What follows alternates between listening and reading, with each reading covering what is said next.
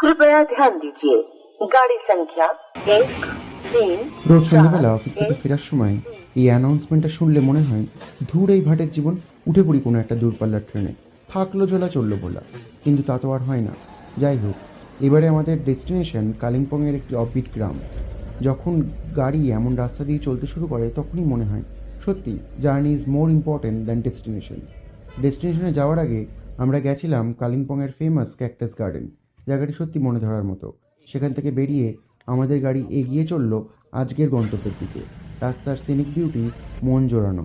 আজকের destination NJP থেকে প্রায় 85 কিলোমিটার দূরে, অ্যাপ্রক্সিমেটলি 3.5 ঘন্টার জার্নি। যদিও আমরা সাইট সিন করতে করতে আসছিলাম বলে একটু বেশি সময় লেগেছিল।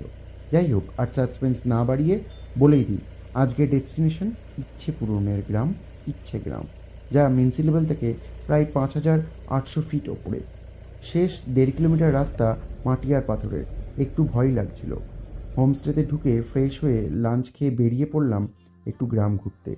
আড়ম্বরহীন একটি পাহাড়ি গ্রাম, আর সাক্ষী থাকলাম এক অপূর্ব সুন্দর সূর্যাস্তের। সেই সুন্দর বিকেলের কিছুটা আপনাদের জন্যও নিয়ে এলাম।